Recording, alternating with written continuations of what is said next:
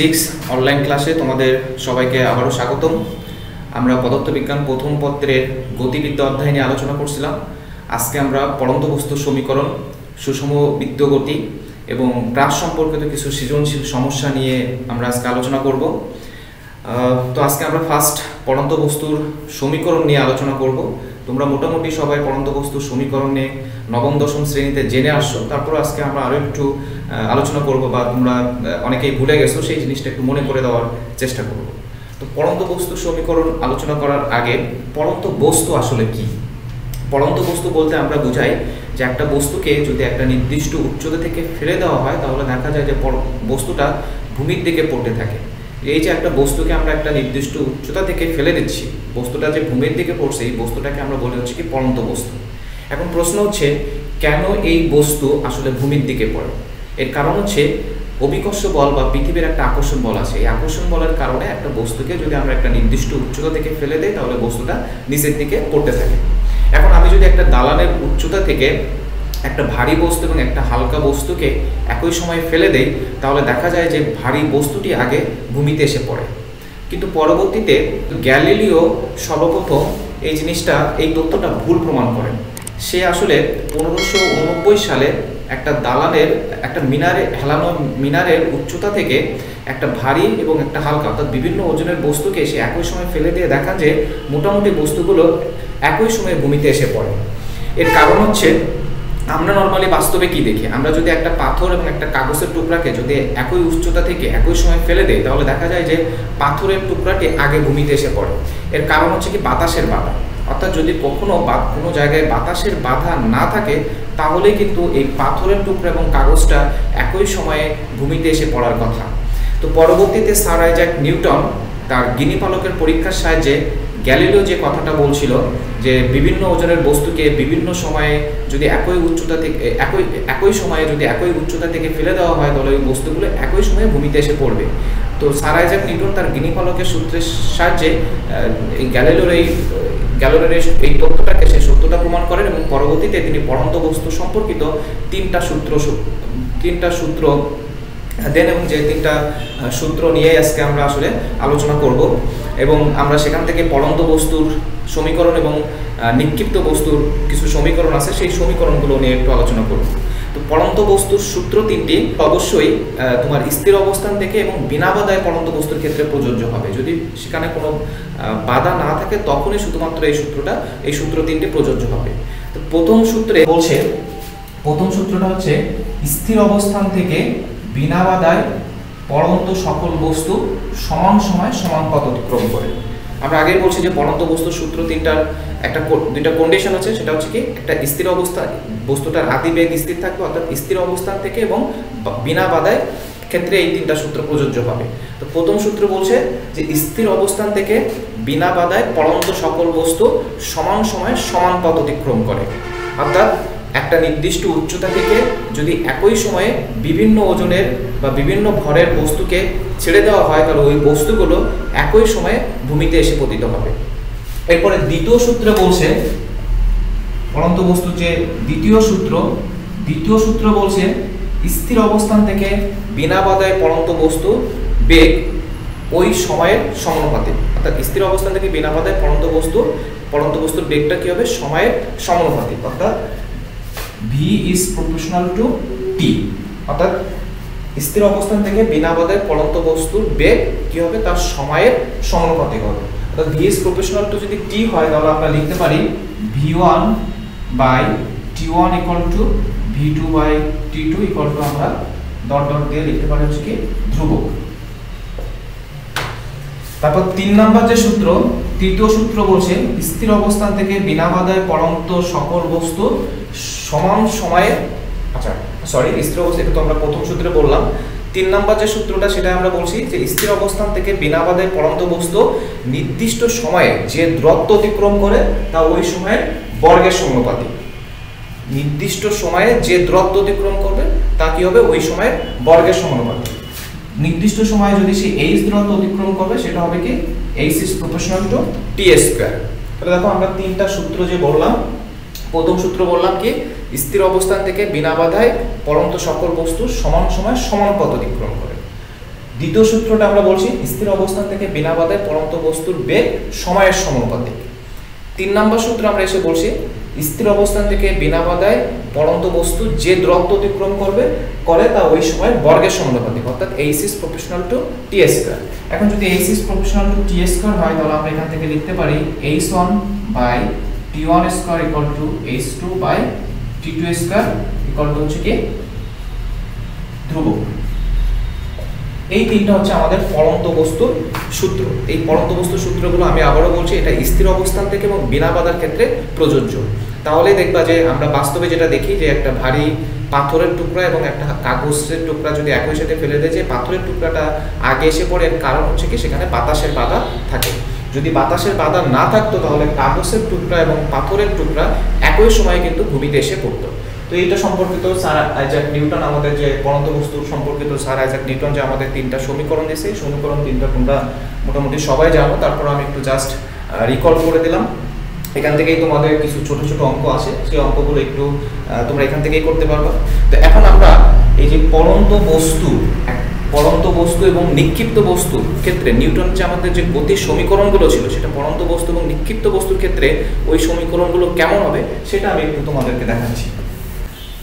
পড়ন্ত বস্তুর ক্ষেত্রে আমরা একটু দেখাই আগে পড়ন্ত বস্তুর ক্ষেত্রে কি হয়। পড়ন্ত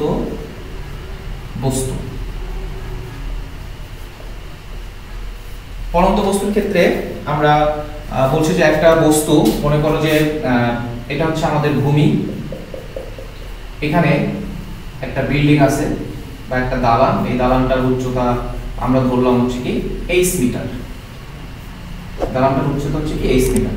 এই দালানের এই উচ্চতা থেকে একটা বস্তুকে নিচের দিকে ফেলে দেওয়া হলো।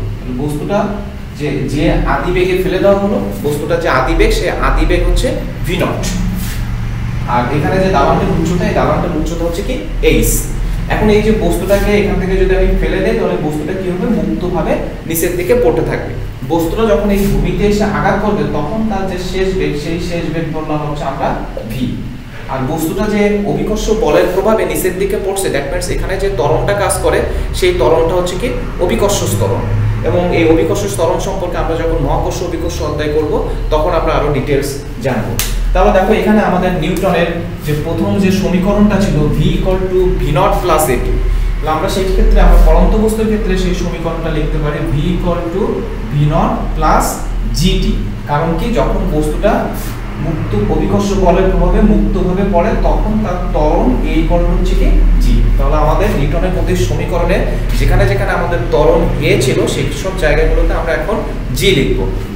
2 নম্বর যে সমীকরণটা ছিল সেটা ছিল অতিক্রান্ত দূরত্ব, আমরা ওখানে s দ্বারা প্রকাশ করছিলাম। যেহেতু একটা এখানে পড়ন্ত বস্তুর ক্ষেত্রে একটা নির্দিষ্ট উচ্চতা অতিক্রম করে, এইজন্য আমরা এখানে লিখব হচ্ছে কি h = v0 + v/2 * t।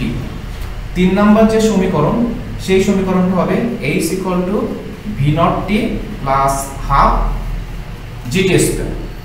4 নম্বর যে সমীকরণ সেটা হবে v² = v0² + 2gh।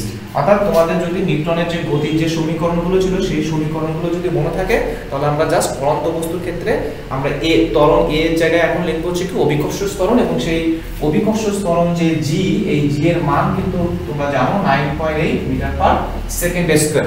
9.8 m/s²। এটা হচ্ছে ভূপৃষ্ঠে বা পৃথিবীতে অভিকর্ষ ত্বরণ। চাঁদে অভিকর্ষ ত্বরণের মান একরকম, মঙ্গল গ্রহে অভিকর্ষ ত্বরণের মান একরকম। যখন বস্তুটা আমরা যে জায়গায় নিয়ে ফেলে দেবো সেখানকার ত্বরণটাই আমরা এখানে লিখব। এটা হচ্ছে আমাদের পড়ন্ত বস্তু। এখন আমি যদি এই বস্তুটা ভূমি থেকে উপরের দিকে নিক্ষেপ করি তাহলে সেটা হবে কি নিক্ষিপ্ত বস্তু। নিক্ষিপ্ত বস্তুর ক্ষেত্রে কি হবে, খেয়াল করো, নিক্ষিপ্ত বস্তু। এখন আমি কি করব, এই বস্তুটাকে আমি ভূমি থেকে উপরের দিকে নিক্ষেপ করলাম। বস্তুটা কি হবে, ভূমি থেকে উপরের দিকে নিক্ষেপ করলে বস্তুটা একটা নির্দিষ্ট উচ্চতায় উঠে কিন্তু সে থেমে যাবে। আমরা ধরে নিলাম যে বস্তুটা সর্বোচ্চ h উচ্চতায় উঠছে। তাহলে নিক্ষিপ্ত করলে এখানে আমার আদিবেগ আমরা ধরলাম v0, এবং এইখানে আমরা শেষ বেগ ধরলাম হচ্ছে কি ভি, আর এখানে যে অতিক্রান্ত দূরত্ব এইচ। এখন বস্তুটাকে আমি কি করছি, উপরের দিকে নিক্ষেপ করছি, অর্থাৎ বস্তুটাকে যে আমি উপরের দিকে নিক্ষেপ করছি, এক্ষেত্রে আমার কি হচ্ছে, বস্তুটাকে অভিকর্ষ বলের বিরুদ্ধে কাজ করতে হচ্ছে। তাহলে এক্ষেত্রে আমার যে ত্বরণটা হবে, এই ত্বরণ এ কলটা আমরা ধরবো হচ্ছে কি মাইনাস জি। তাহলে এই কলটা যদি মাইনাস জি হয়, তাহলে নিক্ষিপ্ত বস্তুর ক্ষেত্রে আমাদের এই যে নিউটনের যে গতির সমীকরণগুলো ছিল, সেই সমীকরণগুলো কেমন হবে দেখো। আমরা লিখতে পারি V equal to v not plus এটি ছিল, এর জায়গায় আমরা এখন লিখবো হচ্ছে কি জি। 2 নম্বর সমীকরণ যেটা ছিল সেটাই হবে বাই 2 ইনটু টি। 3 নম্বর যে সমীকরণ সেটা হবে H equal to v not T minus half GT square. এবং আমাদের যে 4 নম্বর সমীকরণ সেটা হলো হচ্ছে কি V square equal to v not square minus 2gx। তো এখানে দেখো আমরা এখান থেকে পড়ন্ত বস্তু এবং নিক্ষিপ্ত বস্তু এই দুইটার ক্ষেত্রে আমাদের এই সূত্রগুলোর সমীকরণগুলো দেখতে কেমন হবে বা সমীকরণগুলো কিভাবে লিখবো সেই জিনিসটা আমি এখানে লিখে দিলাম। আমার মনে হয় তোমরা বুঝতে পারছো। এখানে আসলে মেন যে জিনিস সেটা হচ্ছে কি তুমি পড়ন্ত বস্তুটাকে নিক্ষেপ করছো নাকি উপর থেকে ছেড়ে দিচ্ছ, সেই অনুযায়ী ত্বরণ কখন কি হবে, ত্বরণ কখন জি হবে আর ত্বরণ কখন মাইনাস জি হবে, সেটা একটু খেয়াল রাখলে এই সমীকরণ দিয়ে যে অঙ্কগুলো আসে তোমরা খুব ইজিলি সেই অঙ্কগুলো করতে পারবে। তো এখান থেকে আমরা এই যে একটা বস্তুকে ভূমি থেকে উপরের দিকে নিক্ষেপ করছি, এই বস্তুটা একটা নির্দিষ্ট উচ্চতায় উঠবে, ওটার পরে আবার কি হবে, সে আবার ভূমির দিকে ফিরে আসবে। অর্থাৎ বস্তুটা সর্বোচ্চ কত উচ্চতায় উঠবে সেটা আমরা এখন একটু বের করব, এবং এই সর্বোচ্চ উচ্চতায় উঠতে কত সময় লাগবে সেই সময়টা বের করব, এবং সর্বোচ্চ উচ্চতা থেকে নিচে নামতে কত সময় লাগবে এবং সে কতক্ষণ কতক্ষণ সে শূন্যে ভেসেছিল, অর্থাৎ তার উড্ডয়নকাল কত, সেটা আমরা বের করার সূত্রগুলো একটু জানবো। আমরা যদিও প্রাসের ক্ষেত্রে এই বিষয়গুলো আমরা আলোচনা করছি, প্রাসের ক্ষেত্রে ঠিক যেভাবে আমরা সর্বাধিক উচ্চতা তারপর সর্বাধিক উচ্চতা ওঠার সময় বের করছিলাম, ঠিক এক্ষেত্রেও আমরা সেই একইভাবে এটা বের করতে পারি। সো আমরা এখন বের করবো হচ্ছে কি সর্বাধিক উচ্চতা। একটা বস্তুকে ভূমি থেকে যদি আমি উপরের দিকে নিক্ষেপ করি, তাহলে বস্তুটি সর্বাধিক কত উচ্চতায় উঠবে। সর্বাধিক উচ্চতাকে আমরা এইচ ম্যাক্স দ্বারা প্রকাশ করি। তো দেখো আমি এটা হচ্ছে আমাদের ভূমি, এই ভূমি থেকে একটা বস্তুকে আমি ভি নট আদি বেগে উপরের দিকে নিক্ষেপ করলাম। ধরে নিলাম বস্তুটি সর্বোচ্চ উচ্চতা, অর্থাৎ এটা আমাদের এ বিন্দু, এটা আমরা ধরলাম বি বিন্দু।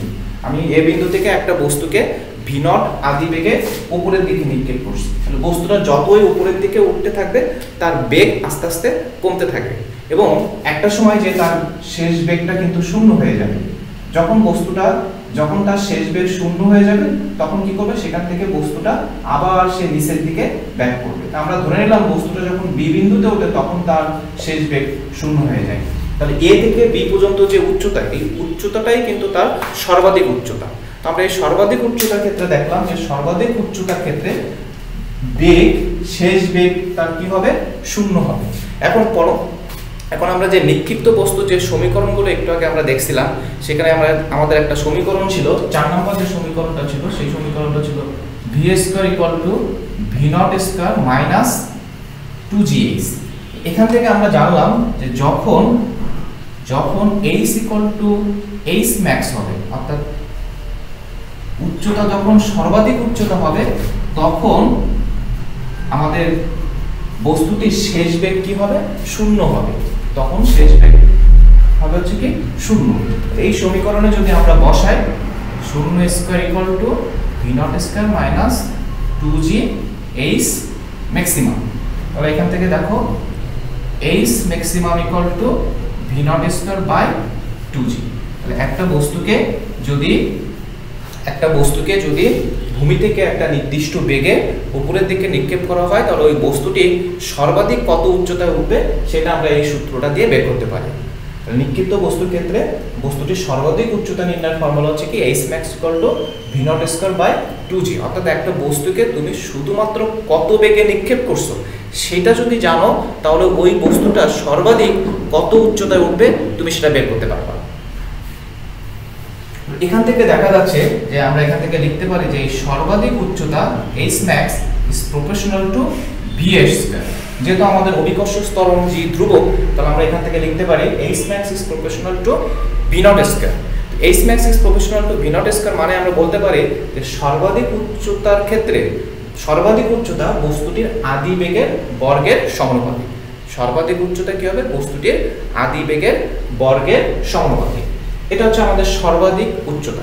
এখন আমার এই সর্বাধিক উচ্চতায় উঠতে একটা সময় লাগছে, তো আমরা এখন সেই সর্বাধিক উচ্চতায় ওঠার যে সময় বা সর্বাধিক উচ্চতায় পৌঁছানোর যে সময়, সেই সময়টা আমরা এখন বের করব। তো তোমরাও লিখতে পারো সর্বাধিক উচ্চতায় পৌঁছানোর সময়। সর্বাধিক উচ্চতায় পৌঁছানোর সময়। সর্বাধিক উচ্চতায় পৌঁছানোর সময়টাকে আমরা টি ম্যাক্স দ্বারা প্রকাশ করব। এটাকে আমরা প্রকাশ করব কি দ্বারা? টি ম্যাক্সিমাম দ্বারা। তাহলে সর্বাধিক উচ্চতায় কিন্তু আমরা একটু আগে জানছি যে একটা বস্তু যখন সর্বাধিক উচ্চতা উঠবে, সেই সর্বাধিক উচ্চতায় তার শেষ বেগটা কি হবে? শূন্য হবে। তখন আমাদের একটা সমীকরণ ছিল v = v naught - gt। একটা বস্তুকে যখন ভূমি থেকে উপরের দিকে নিক্ষেপ করা হয়, তখন আমাদের একটা সমীকরণ ছিল v = v naught - gt। তাহলে এখান থেকে আমরা বলতে পারি যে যখন t ম্যাক্সিমাম হবে, তখন আমাদের শেষ বেগ v কি হবে? শূন্য হবে। তাহলে শেষ বেগ এখানে যদি v শূন্য হয়, তাহলে আমরা এখান থেকে লিখতে পারি v naught - g t maximum. তাহলে এখান থেকে আমরা লিখতে পারি t maximum = v naught / g। অর্থাৎ একটা বস্তুকে সর্বাধিক উচ্চতায় উঠতে যে সময় লাগবে, সেই সময় হচ্ছে কি t max = v naught / g। তাহলে এখান থেকেও আমরা লিখতে পারি যে t max is proportional to v naught। অর্থাৎ সর্বাধিক উচ্চতায় উঠতে বস্তুটির যে সময় লাগে, সেই সময়টা তার আদি বেগের সমানুপাতিক। তাহলে এখানে বস্তুটাকে কত বেগে নিক্ষেপ করছো সেটা যদি তুমি জানো, তাহলে ওই বস্তুটা সর্বাধিক উচ্চতায় উঠতে কত সময় লাগবে সেটাও তুমি বের করতে পারবে। ঠিক একইভাবে তার সর্বাধিক উচ্চতাও বের করতে পারবে। এখন একটু খেয়াল করো, এই সর্বাধিক উচ্চতায় উঠতে যদি তার এই v naught / g সময় লাগে, তাহলে এই সর্বাধিক উচ্চতা থেকে তার নিচে নামতেও কিন্তু সেই একই সময় লাগবে। অর্থাৎ একটা বস্তুকে তার সর্বাধিক উচ্চতায় উঠতেও যে সময় লাগে, সর্বাধিক উচ্চতা থেকে তার নিচে নামতেও ঠিক একই সময় লাগবে। এখন যদি বলে যে একটা বস্তুকে সর্বাধিক উচ্চতা থেকে নিচে নামতে কত সময় লাগে, তাহলে আমরা এই সূত্রটা দিয়ে করব t max = v naught / g। এখন এখানে কথা হচ্ছে আরেকটা আছে, সেটা হচ্ছে উদ্যায়ন কাল, বা আমরা যেটাকে অনেক সময় বলি হচ্ছে কি পরিভ্রমণ কাল। উদ্যায়ন কাল, যেটাকে আমরা টি দ্বারা প্রকাশ করি। উদ্যায়ন কাল বলতে আমরা বোঝাই এই বস্তুটির ভূমি থেকে সর্বোচ্চ উচ্চতা উঠতে কত সময় লাগছে, আর সর্বোচ্চ উচ্চতা থেকে তার নিচে নামতে কত সময় লাগছে। এই দুইটার যোগফলটাকে আমরা বলি হচ্ছে কি উদ্যায়ন কাল। মানে সর্বাধিক উচ্চতায় উঠতে আমার সময় লাগে হচ্ছে কত? v naught / g। এবং সর্বাধিক উচ্চতা থেকে নিচে নামতেও আমার সময় লাগে কত? v naught / g। সুতরাং এই দুইটা যদি আমি যোগ করি, তাহলে হয় হচ্ছে কি 2v naught / g। তাহলে আমাদের যদি বলে যে বস্তুটি কতক্ষণ শূন্যে ভেসে থাকবে বা বস্তুটির উদ্যায়নকাল কত হবে, তাহলে আমরা লিখব t = 2v naught / g। তো এই পড়ন্ত বস্তুর ক্ষেত্রে আমাদের এই সমীকরণগুলো জানলেই মোটামুটি আমাদের হয়ে যায়। এখান থেকে কিছু অনুধাবনমূলক কোশ্চেনও আছে, আমি একটু পরে যে অনুধাবনমূলক কোশ্চেনগুলো দেবো, যেখান থেকে কি কি টাইপের অনুধাবনমূলক কোশ্চেন আসে। যেমন দেখো, এখানে একটা বস্তুকে যখন আমি উপরের দিকে নিক্ষেপ করছি, বস্তুটি যতই উপরের দিকে যাচ্ছে তার বেগ কিন্তু আস্তে আস্তে কমতেছে, এবং একটা সময় বি বিন্দুতে যাওয়ার পরে তার বেগটা কি হয়ে যাচ্ছে? শূন্য হয়ে যাচ্ছে। তখন বস্তুটা কি হচ্ছে? আবার সে ভূমির দিকে পড়া শুরু করছে। বস্তুটা যতই ভূমির দিকে আসছে, অর্থাৎ বি থেকে যতই এর দিকে আসতেছে, বস্তুটার বেগ কিন্তু বাড়তে থাকবে, এবং যখন সেই এ বিন্দুতে এসে আঘাত করবে, অর্থাৎ বস্তুটাকে যে বেগে নিক্ষেপ করা হয়েছিল সে কিন্তু ঠিক সেই একই বেগে আঘাত করবে। অর্থাৎ একটা বস্তুকে যে আদি বেগে নিক্ষেপ করা হয়, সে ওই বস্তুটা যখন ভূমিতে ফিরে আসবে, সেই একই আদি বেগে সে একই বেগে কিন্তু সে আঘাত করবে। যদি তোমাদের বিশ্বাস না হয়, তোমরা এটা যদি কারোর বাসায় কোনো পিস্তল বা কোনো কিছু থাকে, মাথার উপরে পিস্তলটা রেখে সোজা উপরের দিকে গুলি করবা, গুলি করে তুমি দাঁড়িয়ে থাকবা যে গুলিটা আসলে কখন ফিরে আসে, তাহলে দেখবা বুঝতে পারবা যে আসলে সে যে বেগে তুমি গুলিটা বন্দুক থেকে বেরোয়ছিল, সে একই বেগে তোমার মাথায় এসে পড়তেছে কিনা। যদিও এই এক্সপেরিমেন্ট করতে যাওয়ার ঠিক না, করবে না, না করাটাই বেটার। যদি কারোর বিশ্বাস না হয় যে এটা আসলে এইটা সেই একই বেগে সে নিক্ষেপ একই বেগে ভূমিতে ফিরে আসবে না, তাহলে কেউ একটু করে দেখতে পারো। তো যাই হোক, আমরা পড়ন্ত বস্তুর এই জিনিসগুলো জানলে আমাদের মোটামুটি ইন্টার লেভেলের যে জিনিসগুলো আছে মোটামুটি তোমরা জানতে পারবা। তো এই সূত্রগুলো যে সর্বাধিক উচ্চতা h max = v0² / 2g, তারপর সর্বাধিক উচ্চতা ওঠার সময় t max = v0/g এবং উদ্যায়নকাল t = 2v0/g, এই সূত্রগুলো জানলে আমাদের পড়ন্ত বস্তু থেকে নরমালি যে এমসিকিউ গুলো আসে ইন্টার লেভেলে সেই এমসিকিউ গুলো তোমরা অ্যান্সার করতে পারবে। তো আমি সেরকম এই সূত্রগুলো সম্পর্কিত এখন দুইটা এমসিকিউ দিব, তোমরা একটু খুব দ্রুত সেই এমসিকিউ গুলো একটু কমেন্টে জানিয়ে দেবে। জাস্ট উত্তরটা কত হবে সেটা একটু কমেন্টে আমাকে জানাবে। আমার মনে হয় তোমরা এমসিকিউ দুইটা স্ক্রিনে দেখতে পাচ্ছ, একটু যত দ্রুত পারো এই দুইটার অ্যান্সার কত হবে। জাস্ট যদি একের অ্যান্সার ক হয় তাহলে 1 দিয়ে ক লিখবে, যদি 2 এর অ্যান্সার খ হয় তাহলে 2 দিয়ে খ লিখবে। এরকমভাবে অ্যান্সার দুইটা একটু আমাকে দ্রুত জানাবে।